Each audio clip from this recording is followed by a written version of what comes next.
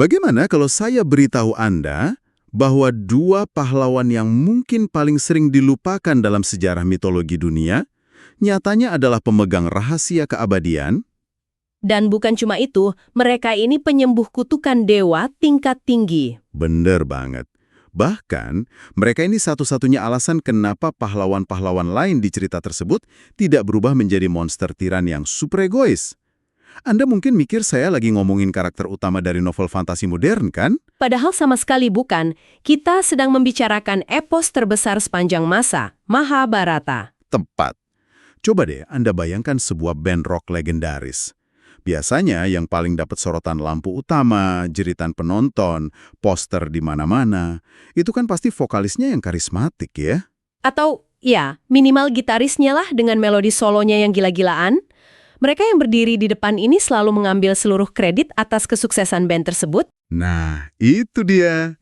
Tapi, coba bayangkan kalau tiba-tiba pemain bass di band itu berhenti main. Atau dia mutusin buat cabut dari panggung. Wah, seluruh ritme lagunya pasti hancur berantakan. Musiknya bakal kehilangan fondasi, kehilangan nyawa, dan seketika terdengar kosong melompong. Persis. Dan dalam penelusuran mendalam kita kali ini, dari tumpukan sumber yang udah kita bedah, mulai dari ensiklopedia mitologi, catatan pewayangan Jawa klasik, sampai analisis sastra kuno, kita bakal ngebahas dua pemain bass dari keluarga Pandawa V ini. Si kembar, Nakula dan Sadewa. Teks-teks kuno itu seringkali menyimpan rahasia terbesar mereka justru pada karakter yang paling jarang ngomong. Itu yang selalu bikin saya penasaran sih. Kalau Anda dengar nama Pandawa V, pasti yang langsung teringat itu Yudhistira sang raja bijak, Bima yang super kuat, atau Arjuna si pemanah tampan idola semua orang. Iya, mereka bertiga selalu jadi pusat perhatian. Terus gimana dengan dua yang terakhir ini? Nah, itu. Nakula dan Sadewa seringkali cuma dianggap sebagai, ya, ajudan lah atau tokoh pelengkap aja biar jumlahnya pas 5. Tapi misi kita hari ini adalah ngajak Anda melihat lebih jauh dari sekedar bayang-bayang ketiga kakak mereka itu. Kita bakal ngebongkar abis-abisan soal kekuatan metafisika mereka, rahasia air kehidupan, dan yang paling menarik, filosofi cinta mereka. Oh iya, filosofi cinta mereka ini menurut saya bisa bikin filsuf modern terdiam loh. Tapi sebelum kita masuk ke sana, mari kita mulai dari asal-usul mereka dulu. Karena saya tuh selalu bingung sama dinamika keluarga ini. Kenapa sih mereka berdua ini sering kerasa kayak dianaktirikan? Kalau dibilang dianaktirikan, secara biologis dan hukum kerajaan sih mereka anak sah Prabu Pandu, sama kayak 3 kakaknya. Tapi garis keturunan ibu mereka ini yang bikin intrik genetiknya menarik. Oke, jadi beda ibu ya? Betul. 3 Pandawa pertama itu putra dari Dewi Kunti. Sementara Nakula dan Sadewa ini lahir dari istri kedua Prabu Pandu, yaitu Dewi Madrim. Ah, saya ingat. Prabu Pandu kan kena kutukan yang bikin dia nggak bisa punya anak secara biologis kan? Iya, makanya kedua istrinya harus pakai mantra sakti dari Resi Durwasa buat memanggil dewa dari kahyangan. Nah, Dewi Madrim ini memanggil dewa tabib kembar, Batara Aswan dan Aswin. Jadi Aswan menurunkan Nakula dan Aswin menurunkan Sadewa. Tepat sekali. Jadi mereka pada dasarnya adalah manifestasi dari dewa kesehatan dan pengobatan. Wow, pantesan ya. Dan kalau baca dari sumber kita, fakta fisik mereka ini luar biasa banget. Ada satu kutipan, Draupadi, istri para Pandawa, itu terang-terangan mengakui kalau Nakula adalah pria tertampan di dunia. Bahkan mengalahkan Arjuna yang selama ini terkenal sebagai pangeran flamboyan itu. Iya, Arjuna aja kalah tampan. Ditambah lagi, mereka berdua ini kidal. Tangan kiri mereka jauh lebih mematikan dari tangan kanan saat pegang senjata. Saking identiknya mereka, di wayang gaya Yogyakarta itu cuma ada satu pembeda visual. Jamang lidi kan? Semacam hiasan kepala kecil yang dipakai semasa dewa. Benar, Kalau tanpa itu, Anda bakal buta sama sekali bedain siapa yang lagi diajak ngomong. Tapi kepribadian mereka ini yang bikin saya kaget. Nah, ini yang menarik. Secara visual mereka kayak cermin, tapi secara psikologis, teks kuno mendeskripsikan mereka sebagai dua kutub magnet yang benar-benar berlawanan. Nakula itu tipe pemikir internal yang pendiam banget kan? Iya, dia sangat misterius, menghindari keramaian, dan punya kemampuan mistis dalam memahami hewan, khususnya merawat kuda. Menariknya lagi, namanya dalam bahasa Sanskrit itu punya kedekatan leksikal dengan cerpelai atau tikus benggala. Hewan yang sunyi tapi super waspada, gitu ya. Nakula cuma bakal buka mulut kalau ada yang nanya langsung ke dia. Betul. Sedangkan Sadewa, dia kebalikan ekstrimnya. Sadewa ini ekstrovert. Seorang diplomat ulung, pandai memanipulasi kata-kata, dan ahli banget di bidang astronomi serta strategi ketatanegaraan. Ibaratnya Sadewa ini corong komunikasi keluarga lah ya. Tapi tunggu, saya harus motong di sini.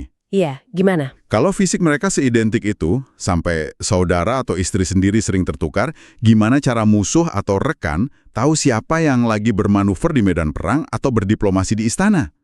Apa jangan-jangan kepribadian yang tolak belakang ini tuh semacam mekanisme pertahanan diri psikologis mereka? Biar nggak dianggap entitas yang sama persis gitu maksudnya. Iya, biar orang sadar, oh yang cerewet ini Sadewa, yang diam ini Nakula. Itu tebakan psikologis yang masuk akal sih. Tapi teks kuno mengarah ke sesuatu yang lebih fungsional. Perbedaan ini bukan krisis identitas atau ketidaksengajaan. Ini adalah desain keseimbangan yang benar-benar disengaja oleh para dewa. Oh, sengaja dirancang begitu. Buat apa? Coba deh lihat cara kerja mereka. Nakula mewakili observasi internal. Tugasnya menyerap informasi, merenung, menganalisis ancaman secara diam-diam, dan melihat apa yang nggak kelihatan sama orang lain. Oke, jadi dia mata-matanya. Terus Sadewa? Sadewa mewakili ekspresi eksternal. Dia mengambil analisis sunyi dari Nakula itu, terus mengartikulasikannya jadi strategi di meja perundingan, dan membangun aliansi politik. Paham. Mereka membagi fungsi otak kiri dan otak kanan untuk mengoperasionalkan keluarga Pandawa. Yang satu ngumpulin intelligence, yang satu ngeeksekusi secara politik. Betul. Kalau nggak ada observasi Nakula dan kelincahan lidah Sadewa, Pandawa itu cuma bakal jadi sekumpulan otot raksasa yang buta dan bisu dalam politik. Analogi yang tajam. Tapi dinamika ini memunculkan pertanyaan baru buat saya. Gimana caranya ahli intelijen dan diplomat ini bisa tahan hidup bareng panglima perang berego raksasa kayak Bima dan Arjuna? Jawabannya ada pada satu sifat mutlak yang mengikat si kembar ini. Kesetiaan yang hampir nggak masuk akal kepada kakak sulung mereka, Yudhistira. Kesetiaan tanpa syarat ya. Karena setahu saya Bima dan Arjuna itu sering banget berdebat hebat sama Yudhistira. Iya, karena mereka berdua punya ego sektoral sebagai kesatria agung. Tapi Nakula dan Sadewa ini benar-benar mematikan ego mereka sepenuhnya. Dan kesetiaan absolut ini diuji di momen yang paling mematikan dalam Mahabharata. Kisah Danau Beracun. Ini salah satu adegan favorit saya dari semua sumber yang kita kumpulin. No ajaib, dan langsung minum airnya yang ternyata beracun. Keempatnya tewas seketika. Lalu Yudhistira datang menyusul dan nemuin dirinya sendirian dikelilingi mayat keempat saudaranya yang udah membiru. Terus muncul roh gaib penjaga danau itu, yang nawarin sebuah kesepakatan gila. Roh itu bilang bakal menghidupkan kembali satu saja dari saudaranya. Cuma satu. Itu momen di mana seluruh beban geopolitik masa depan kerajaan ada di atas pundak Yudhistira sendirian. Tepat. Dan mari pakai logika militer di sini. Kalau main catur, raja Anda lagi di skakmat. Anda dikasih kesempatan hidupin satu bidak. Logikanya kan pasti pilih ratu atau menteri ya? Pasti pilih Bima si raksasa penghancur atau Arjuna si senjata nuklir hidup. Iya dong. Mereka butuh kekuatan militer absolut buat rebut kembali kerajaan. Tapi siapa yang dipilih Yudhistira? Nakula, pion yang pendiam. Keputusan yang bahkan bikin roh gaib penunggu danau itu sendiri sampai tertegun kebingungan. Kok bisa milih Nakula? Apa alasannya menurut teks kuno? Ketika ditanya, jawaban Yudhistira membongkar seluruh struktur moral dari epos ini. Dia menjawab dengan prinsip keadilan absolut. Keadilan gimana maksudnya? Gini, Yudhistira sadar kalau dia adalah representasi terakhir dari garis keturunan ibunya, Dewi Kunti. Kalau dia milih Bima atau Arjuna yang juga anak Kunti, maka garis keturunan ibu tiri mereka, Dewi Madrim, bakal musnah selamanya. Jadi Nakula harus hidup supaya ada perwakilan dari kedua ibu? Betul. Harus ada keseimbangan keadilan dan penghormatan bagi keluarga. Oke, Tapi sebagai orang modern yang baca ini, logika saya berontak nih. Menyelamatkan ahli logistik yang pasif, alih-alih jenderal bintang 5 Anna menjelang perang terbesar di dunia. Terdengar konyol secara taktis, iya. Sangat, cuma demi keadilan keluarga, bukankah itu keputusan bunuh diri militer? Tanpa otot Bima dan Arjuna, Pandawa dipastikan bakal dibantai habis-habisan. Secara kalkulasi militer murni, iya itu bunuh diri. Tapi disinilah letak kekuatan sejati dari eksistensi Nakula dan Sadewa. Gimana tuh? Keberadaan mereka dan keputusan Yudhistira itu memaksa Pandawa buat nggak tergelincir jadi mesin perang yang brutal. Kalau Nakula dibiarin mati demi menghidupkan Arjuna, fondasi moral Pandawa udah hancur lebur sebelum perang Baratayuda dimulai. Oh, saya ngerti. Mereka mungkin bakal menang perang pakai Arjuna, tapi mereka bakal dicap sebagai tiran egois yang haus kekuasaan. Tepat sekali. Nakula dan Sadewa itu bertindak sebagai jangkar moral. Mereka alasan kenapa Pandawa tetap bergelar kesatria pembela Dharma atau kebenaran. Jangkar moral. Keren banget metaforanya. Mereka mastiin kompas keluarga tetap ngarah ke utara. Dan ngomong-ngomong soal kematangan moral, ini yang membawa mereka ke pencarian filosofi soal cinta sejati kan? Betul, ada lakon wayang spesifik berjudul Nakula Sadewa Rabi. Tiba-tiba mereka berdua menghilang dari keraton. Bukan buat nyiapin kudeta politik kan? Jelas bukan. Mereka menyepi ke Gua Paminta di tengah hutan Pringgabaya buat nyari pasangan jiwa atau soulmate. Dan ayah spiritual mereka, dewa kembar Ashwan dan Ashwin, sampai turun tangan ya neger mereka. Iya, dewa-dewa ini heran. Mereka nanya, kalian ini pangeran kerajaan, wajah tertampan di dunia, ngapain repot-repot membekukan diri bertapa di hutan lebat cuma buat nyari istri? Pertanyaan dewanya pragmatis banget ya. Tinggal tunjuk perempuan mana aja pasti mau gitu kan? Nah, jawaban Sadewa di sini sangat menohok. Dia mengkritik keras manusia yang menikah cuma karena dorongan nafsu fisik atau karena tekanan sosial. Wah, ini relevan banget sama zaman sekarang. Menikah karena takut dikatain nggak laku ya kan? Betul. Menurut Sadewa, pernikahan berlandaskan itu cuma bakal berujung kehancuran. Pasangan jiwa itu beda. Dia adalah entitas yang kedatangannya bikin kita jadi versi diri yang lebih matang dan baik. Dan filosofi ini langsung diuji beneran di kerajaan Selamirah lewat sayembara memperebutkan Dewi Rasawulan. Tapi ini bukan sayembara pertarungan berdarah kan? Bukan sama sekali. Ini murni duel intelektual. Sang Dewi cuma ngasih satu teka-teki buat ribuan pelamar. Pertanyaannya, apa makna dari cinta sejati? Coba deh Anda yang dengerin, pikirin sebentar. Kalau Anda ditanya gitu, jawabannya apa? Pasti banyak yang jawabannya kayak musuh Pandawa, si Arya Dursasana yang mewakili Kurawa saat itu. Oh iya, Dursasana ini kacau banget jawabannya. Dia mencoba menyuap sang putri pakai harta dan mendefinisikan cinta sebagai perasaan suka yang harus dimenangkan dan dikuasai. Intinya, buat Dursasana, cinta itu penaklukan ego. Dan jelas aja, dia langsung diusil mentah-mentah dari arena. Terus, majulah Sadewa. Jawabannya ini gila sih, sebuah mahakarya filsafat yang membungkam satu kerajaan. Sadewa membedah bedanya cinta dan nafsu secara radikal. Dia bilang, nafsu itu berakar dari perasaan ingin menguasai. Sementara cinta sejati, Kesadaran murni untuk ingin selalu memberi, tanpa ada lagi kata aku di dalamnya. Ego itu mati. Cinta bersyarat itu mengekang jiwa, sedangkan cinta sejati memerdekakan jiwa pasangannya untuk tumbuh. puetis banget. Tapi sebagai orang yang skeptis, saya mau kasih kritik nih buat Sadewa. Boleh, silahkan. Teorinya keren. Tapi Dewi Rasawulan kan terus nanya, gimana cinta murni bisa tumbuh tanpa ngelihat fisik atau harta? Sadewa ini kan pangeran super tampan yang punya segalanya. Ah iya, privilege ya. Betul. Bukankah gampang banget dan terkesan munafik buat dia ngomong cinta nggak lihat fisik, padahal dia lahir dengan privilege rupa sempurna dan kasta tinggi? Itu dorongan balik yang sangat tajam. Tapi kecerdasan Sadewa terlihat dari cara dia ngerespon itu. Dia berargumen soal hukum sebab akibat dan kehendak bebas manusia. Gimana penjelasannya? Dia bilang, di alam roh pasangan jiwa itu udah terikat. Tapi di dunia, manusia dikelilingi ilusi material. Kenapa orang tersesat milih fisik atau uang? Karena suara hawa nafsu itu bising banget, sampai menenggelamkan suara kalbu atau nurani mereka. Jadi ketampanan dan harta itu sebenarnya bukan hadiah, tapi ujian buat ngeliat apa seseorang masih bisa dengar suara nuraninya? Betul sekali. Dan Sadewa ngebuktiin itu langsung di tempat. Dia bilang ke Sang Dewi, buktinya ada pada dirimu sendiri. Kenapa engkau memilihku? Oh, ini momen waktu pakaian mereka berdua beda banget itu ya? Iya, waktu datang ke sayembara, Nakula sengaja dandan super megah, wangi, dan modis. Secara visual, Nakula 100 kali lebih memikat. Sedangkan Sadewa pakaiannya biasa aja, nyaris lusuh. Tapi Nurani sang putri sejak awal menolak ngelihat Nakula dan cuma tertuju ke Sadewa kan? Tepat, kalbu rasa wulan menembus ilusi fisik itu. Itulah mekanisme cinta yang memerdekakan.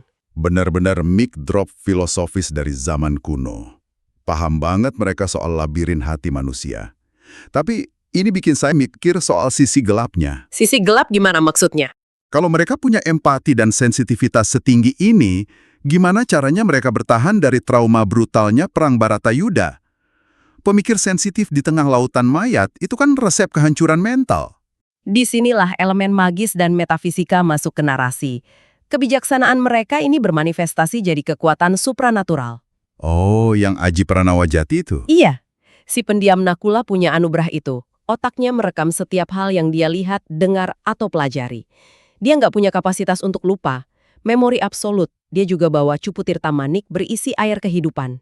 Nah, bayangin punya ingatan absolut gitu. Mengerikan loh. Mengingat segalanya itu bukan kekuatan super buat saya, itu kutukan. Karena ingat semua detail tragis ya. Iya, Nakula ngelihat jutaan mayat. Saudaranya terluka, cium bau darah, dan dia nggak bisa lupa seumur hidup. Itu PTSD abadi. Terus Sadewa kekuatannya apa? Sadewa menguasai Aji Ditya Sapulebu. Kemampuan buat melihat masa depan. Bisa lihat masa depan berarti dia ngelihat tragedi yang nggak bisa dia cegah dong. Dan kemampuan ini membawanya ke ujian paling ekstrim di kisah Sudamala. Ah, kisah yang horor banget ini. Betul, Dewi Kunti dirasuki jin Kalika suruhan Dewi Kegelapan Batari Durga. Dalam kondisi kerasukan, Kunti nyeret Sadewa ke hutan pekuburan buat dijadiin tumbal daging manusia untuk Durga. Sadewa kan kidal mematikan, dia juga tahu masa depan. Dia ngelawan nggak? Sama sekali nggak. Dia pasrah dan menurut gitu aja. Kesetiaannya pada institusi ibu itu mutlak, walau ibunya lagi dikendalikan iblis, dia rela lehernya putus. Astaga, nggak ngelawan sama sekali. Dia cuma nolak satu hal. Waktu Durga maksa dia meruat atau menyucikan Sang Dewi, Sadewa nolak. Karena dia sadar dia cuma manusia, nggak punya kuasa atas dewa. Dia lebih milih mati di mangsa. Terus gimana dia bisa selamat? Kepasrahan tanpa ego inilah yang memicu keajaiban. Di detik terakhir, Batara Guru dari Kahyangan turun, merasuki tubuh Sadewa, dan mematahkan kutukan Durga. Sadewa pun dapat julukan Sudamala, sang pembersih noda. Kepatuhan total yang mendatangkan intervensi dewa ya. Luar biasa. Tapi ironisnya, konsep kepatuhan ini di akhir cerita malah ngasih kita tamparan keras. Iya, waktu perjalanan spiritual terakhir mereka mendaki Gunung Himalaya menuju Moksa. Ini ujian kemurnian jiwa kan? Dan siapa yang pertama kali tewas membeku di salju? Nakula. Kematian Nakula ini bikin Bima kaget bukan main. Dia nanya ke Yudhistira, kenapa Nakula yang rajin dan penurut malah mati duluan? Apa dosanya? Dan jawaban Yudhistira sangat dingin. Dia bilang kelemahan fatal Nakula adalah kesombongan terselubungnya. Meskipun pendiam, di dalam hati Nakula sangat menikmati dan membanggakan ketampanannya. Dia nggak pernah mau mengalah soal urusan penampilan fisik. Bikin merinding loh ini. Dia punya trauma memori absolut, tapi malah mati gara-gara hal remeh. Ego soal tampang. Kenapa karma begitu kejam sama pahlawan yang paling loyal? Karena mendaki Himalaya itu ujian ketiadaan ego. Memori absolut dan wajah tanpa cacat itu bikin Nakula merasa sempurna.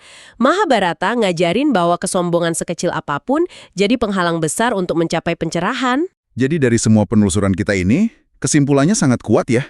Menjadi pemain bass yang di latar belakang itu bukan berarti nggak punya kekuatan. Betul, kemampuan observasi, mengingat sejarah, dan paham bedanya nafsu dan cinta sejati itu adalah senjata yang sama tajamnya dengan panah Arjuna atau gada Gima. Kemenangan sejati itu tentang menjaga kewarasan moral saat dunia runtuh. Kesimpulan yang indah. Tapi sebelum kita tutup, ada satu pertanyaan yang mengganggu benak saya. Sepanjang hidup mereka, Nakula dan Sadewa mendefinisikan eksistensi mereka dari kepatuhan mutlak pada Yudhistira. Prajurit yang nggak pernah mempertanyakan rantai komando. Nah, apakah kepatuhan ekstrim ini sebenarnya justru merantai potensi individual tertinggi mereka? Mereka punya ingatan absolut, bisa lihat masa depan, jago politik, dan pesona luar biasa. Mereka bisa menguasai dunia sendirian. Kalau dipikir-pikir iya juga ya. Coba Anda bayangkan, kalau saja si kembar ini sesekali berani memberontak, merebut mikrofon dari kakak-kakaknya, mungkinkah sejarah Mahabharata bakal ditulis dengan Nakula dan Sadewa sebagai dua raja terbesar yang pernah hidup? Sebuah pertanyaan filosofis untuk Anda renungkan malam ini.